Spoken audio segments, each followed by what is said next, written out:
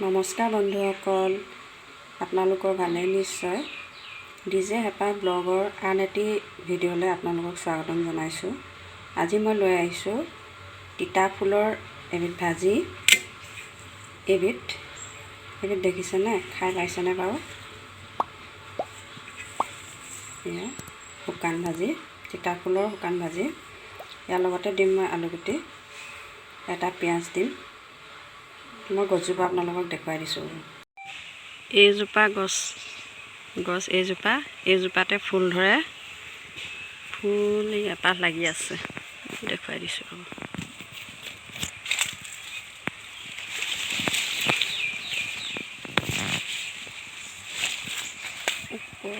হৈ গ'ল গছজোপা।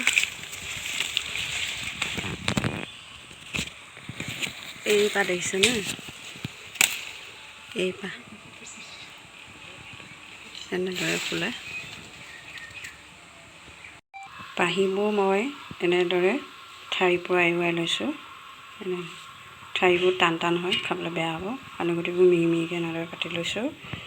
পিঁয়াজ এটা দিছোঁ, জলকীয়া আৰু নহৰু দুফুটামান। জলকীয়া তিতাত জলকীয়া অকণ দিলে ভাল লাগে আৰু খাই। সেইকাৰণে মই কেৰাহী গৰম কৰি থৈছিলোঁ।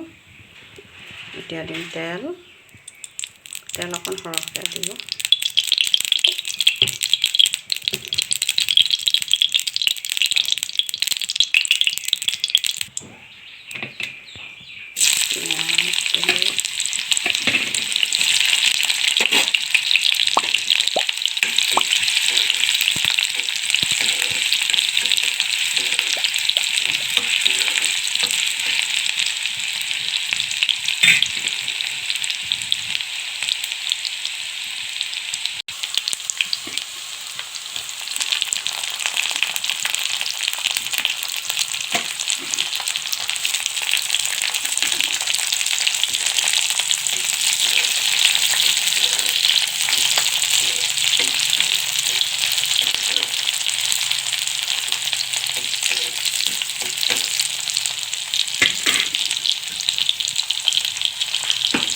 প্ৰথমে মই আলুগুটিকেইডোখৰ অলপ ভাজি লওঁ, ফ্ৰাই কৰি লওঁ।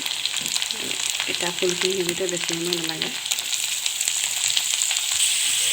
আলুগুটি ভজা হৈ গৈছে মই।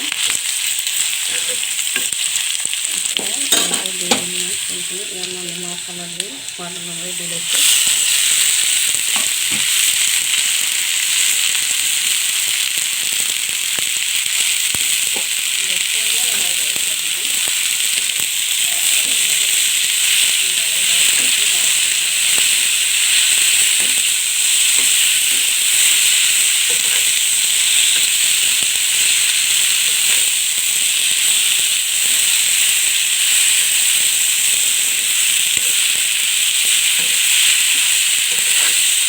তিতা ভাজিকণ বনাওঁতে পানী নিদিব, পানী দিলে তিতাটো বেছি হয়।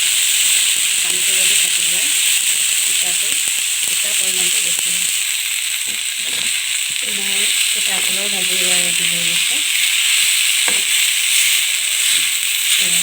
তিতা ফুলৰ ভাজি ৰেডি হৈ গ'ল। আজি মই সম্পূৰ্ণ থালিখন আপোনালোকৰ আগত পৰিৱেশন কৰি দেখুৱাইছোঁ। থালিখনত আছিল মোৰ ফ্ৰেঞ্চবিন, আলুগুটি পিটিকা, গুটি আলু। এইফালে আছে তিতা ফুলৰ ভাজি আৰু এয়া ঔটেঙা আৰু কচু থোৰৰ আঞ্জা।